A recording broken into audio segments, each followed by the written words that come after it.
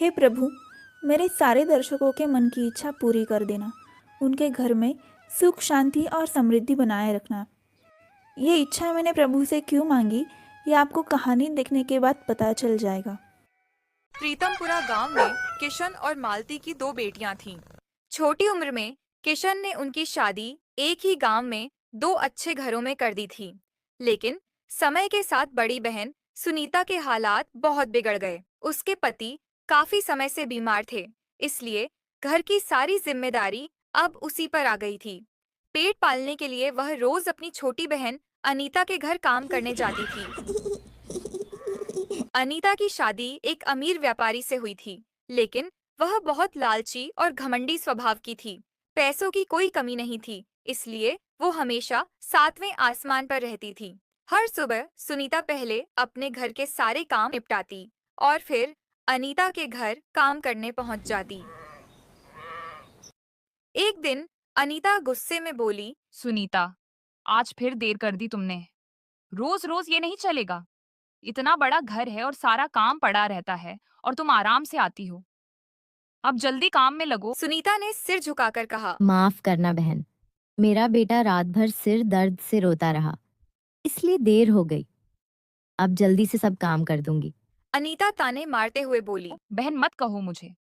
यहाँ मुझे मेम साहब या मालकिन कहा करो। आखिर तुम यहाँ काम करने आती हो। जी मेम साहब। सुनीता ने धीमी आवाज में कहा।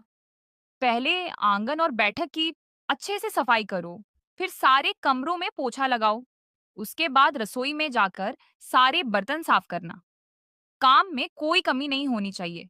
अपनी ही सगी बहन से ऐसा व्यवहार मिलेगा, ये सुनीता ने कभी सोचा भी नहीं था। लेकिन मजबूरी के आगे वह कुछ कह नहीं पाती और चुपचाप काम में लग जाती। वह एक एक कोना साफ करती है, फिर बर्तन धोती है। तभी अनीता आराम से चाय पीते हुए बोली। जब सारे काम कर ही चुकी हो, तो ये गेहूं भी साफ कर दो। अच्छे दाने अलग रखना और टूटे-फूटे दाने निकाल देना। मेरे घर में सिर्फ बढ़िया गेहूं ही इस्तेमाल होते हैं। फिर दोपहर का खाना भी बना देना।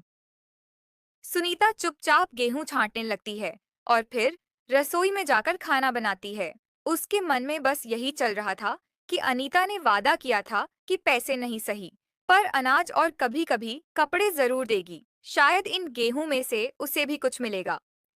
मेम साहब, जैसे आपने कहा था, मैंने अच्छे और खराब गेहूं अलग अलग कर दिए हैं, देख लीजिए। काम खत्म करके जब सुनीता घर जाने लगती है, तो अनीता उसे रोक लेती है। रुको सुनीता, ये लो, ये टूटे हुए गेहूं हैं। हमारे घर में कोई इन्हें नहीं खाता, इसीलिए तुम ही ले जाओ। तुम्हारे घर में तो चल ही जाएंगे। अनीता थोड़े से खराब गेहूं थैली में डालकर सुनीता को दे देती है। सुनीता बिना कुछ कहे थैली पकड़ लेती है। उसकी आंखों में आंसू होते हैं, लेकिन होठों से कोई शिकायत नहीं निकलती, क्योंकि गरीबी में ये गेहूं भी उसके लिए बहुत कीमती थे। घर जाकर वह थोड़े चावल बनाकर अपने पति और बच्चे को खिला देती है। अगले दिन फिर वही दिनचर्या शुरू हो जाती है। इस बार सुनीता जल्दी पहुंच जाती है। अच्छा हुआ आज जल्दी आ गई। आज मुझे प्याज के पकौड़े खाने का बहुत मन है। पहले सफाई करो, बर्तन धो और फिर पकौड़े बनाओ। मसाला अच्छे से डालना। मेरे पति को स्वादिष्ट खाना चाहिए और मेरे बेटे पंकज को भी बहुत पसंद है, इसीलिए ज्यादा बनाना। सुनीता चुपचाप झाड़ू पोछा करती रही, फिर बर्तन साफ किए और आखिर में बैठकर पकोड़े बनाने लगी। आज भी उसके मन में बस एक ही बात चल रही थी। उसके बेटे राजू को प्याज के पकोड़े बहुत पसंद हैं और उसे न जाने कितने साल हो गए पकोड़े खाए हुए। अनीता खुश होकर बोली। वाह, कितनी शानदार खुशबू आ रही है पकोड़ों की। आज तो खाना बहुत अच्छा बना है। मेरे घर वालों को बहुत मजा आएगा। आज तो तुमने खूब मेहनत कर दी। शाम होने पर जब सुनीता काम खत्म करके जाने लगी, तो अनीता ने उसे आवाज दी। सुनो, आज तुम्हारे लिए भी कुछ है। ये कल रात की बची हुई रोटी और सब्जी है। घर जाकर गर्म करके खा लेना। फिर भी सुनीता ने बिना कुछ कहे सूखी रोटियों और खराब हो चुकी सब्जी की पोटली उठा ली और घर की तरफ चल पड़ी। इसी तरह दिन गुजरते रहे। हर सुबह सुनीता अनीता के घर काम करने जाती और लौटते समय अनीता उसे कभी बासी खाना तो कभी फटे पुराने कपड़े पकड़ा देती। अनीता बोली। कल तुम बहुत सुबह आ जाना। घर में पूजा रखी है सुख शांति के लिए। बहुत सारे मेहमान आएंगे, ढेर सारी मिठाइयाँ और पकवान बनेंगे। मुझे तुम्हारी पूरी मदद चाहिए, समझी? ठीक है मेम साहब, जैसे आप कहें। मैं कल जल्दी आ जाऊंगी और पूरा काम कर दूंगी। अगली सुबह सुनीता जल्दी उठकर घर के सारे काम निपटाने लगी। उसके मन में दर्द था कि उसकी बहन ने पूरे गांव को बुलाया, पर एक बार भी नहीं कहा कि अपने बेटे को भी साथ ले आना। जब वह अनीता के घर पहुंची, तो आंगन में खूब चहल पहल थी। बड़े बड़े हलवाई आए हुए थे। चारों तरफ पकवानों की खुशबू फैली थी। पूड़ी, पुलाव, रबड़ी और तरह तरह की मिठाइयाँ बन रही थीं। पूरा घर स्वाद से महक रहा था। अनीता बोली। अच्छा हुआ तुम आ गई। जल्दी काम में लगो। हलवाई आ चुके हैं। मुझे सारे बर्तन साफ चाहिए। जो पत्तल कोने में रखी है, उन्हें भी गिनकर रख दो। पहले बाहर झाड़ू लगाओ, फिर पूजा वाले कमरे की सफाई करो। आज कोई कमी नहीं होनी चाहिए। आप निश्चिंत रहिए, आज आपको शिकायत का मौका नहीं मिलेगा। वह तेजी से सारे काम में जुट गई। एक एक कोना साफ करती गई। धीरे धीरे पूजा का समय आ गया। अनीता सजी धजी अपने पति और बेटे के साथ पूजा स्थल पर बैठ गई।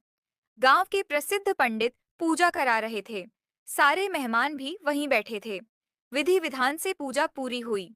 फिर सबको बैठाकर भोजन कराया गया। पूरा गांव स्वादिष्ट खाने का आनंद ले रहा था। मिठाइयों और पकवानों की खुशबू हर तरफ फैली हुई थी। कुछ देर बाद मेहमान अपने अपने घर चले गए। घर में शांति हो गई, लेकिन अब भी बहुत सारा खाना और मिठाइयाँ बची हुई थीं। चलो, भगवान की कृपा से सब अच्छे से हो गया। मुझे तो बहुत चिंता हो रही थी, लेकिन सब सही रहा। देखो, इतना सब बच गया है। तुम ऐसा करो, ये सब उठाकर रसोई में ठीक से रख दो और मिठाई के बर्तनों में नीचे जो चूरे और शक्कर जमी है, उसे अलग निकाल देना। सुनीता बिना कुछ बोले सारे बचे हुए पकवान, मिठाइयाँ और व्यंजन उठाकर रसोई में सहेजने लगी। अनीता ने एक बार भी यह नहीं पूछा कि उसने खाना खाया है या नहीं। सुनीता भूखी पेट ही पूरा दिन काम करती रही। सारा काम खत्म होने के बाद जब सुनीता घर जाने के लिए निकली, ये लो, बड़े बर्तनों में जो मिठाई के टूटे-फूटे टुकड़े बचे थे और किनारों पर जो चीनी चिपकी थी, वही सब है। इसे घर ले जाकर अपने लोगों को खिला देना। हमारे घर में तो ये कोई नहीं खाता। सुनीता का दिल भर आया। भारी आवाज में उसने कहा, आज अगर मुझे थोड़े पैसे मिल जाते तो अच्छा होता। मुझे दवाइयाँ लेनी है और घर का राशन भी खत्म होने वाला है। बेटा घर पर भूखा इंतजार कर रहा होगा। अनीता झट से बोली। सुनीता, पैसों की बात मत किया कर। तय हुआ था कि काम के बदले मैं तुझे अनाज और कपड़े दिया करूंगी और मैं रोज कुछ ना कुछ देती ही हूँ, तो पैसे देने का सवाल ही नहीं उठता। सुनीता बिना कुछ कहे मिठाई की पोटली लेकर घर की ओर चल पड़ी। आज उसे साफ समझ आ गया था कि उसकी बहन के दिल में इंसानियत नाम की कोई जगह नहीं बची है। रोते रोते चलते हुए वह रास्ते से भटककर जंगल की तरफ पहुंच गई। तभी उसकी नजर एक पुराने शिव मंदिर पर पड़ी। गांव में मान्यता थी कि उस मंदिर में सच्चे मन से मांगी गई हर मुराद पूरी होती है और वहां स्वयं नाग देवता रक्षा करते हैं। सुनीता रोते हुए शिवलिंग के सामने गिर पड़ी। हे प्रभु, आज आखिरी बार आपके चरणों में आई हूँ। अब ये बेबसी भरी जिंदगी मुझसे और नहीं सही जाती। रोज अपमान सहते सहते मेरा दिल पत्थर बन गया है, तो मुझे यहीं मृत्यु दे दीजिए। मेरा जीवन यहीं खत्म कर दीजिए। मेरा बच्चा रोज मेरी राह देखता है। आज भी वो सोच रहा होगा कि माँ मिठाई लेकर आएगी, लेकिन मैं तो बस टूटे हुए टुकड़े और चीनी का चूरा लेकर जा रही हूँ। क्या बताऊँ उसे? क्या कहूँ कि उसकी माँ रोज दूसरों की थालियां साफ करती है और बदले में सिर्फ बचे हुए टुकड़े पाती है। हे भोलेनाथ, अब ये अन्याय और सहा नहीं जाता। मुझे मुक्ति दे दीजिए। मैं अब और जीना नहीं चाहती। सुनीता की हर पुकार भगवान तक पहुंच चुकी थी। तभी शिवलिंग के पीछे से नाग देवता प्रकट हुए। चारों ओर तेज प्रकाश फैल गया। सुनीता ने कांपते हाथों से प्रणाम किया और आशीर्वाद लेकर रोते हुए वहां से जाने लगी। लेकिन नाग देवता भी उसके पीछे पीछे मंदिर के बाहर तक आए। अचानक एक तेज रोशनी चारों तरफ फैल गई, मानो उन्होंने सुनीता को अपना आशीर्वाद दे दिया हो। अब सुनीता को अपने दिल का बोझ कुछ हल्का महसूस होने लगा था। सुनीता धीरे धीरे घर की तरफ बढ़ी। उसका बेटा दरवाजे पर बैठा बेसब्री से उसका इंतजार कर रहा था। उसकी आंखों में चमक और चेहरे पर मासूम उम्मीद थी। राजू खुशी से बोला, माँ, आप आ गई। मैं कब से इंतजार कर रहा था। क्या आप मेरे लिए मिठाई लाई हो? जल्दी पोटली खोलो ना। आज तो मुझे ढेर सारी मिठाई और पकवान खाने हैं। जैसे ही सुनीता ने पोटली खोली, एक चमत्कार हो गया। उसमें ढेर सारी रंग बिरंगी मिठाइयाँ थीं। राजू खुशी से उछल पड़ा और तुरंत मिठाई खाने लगा।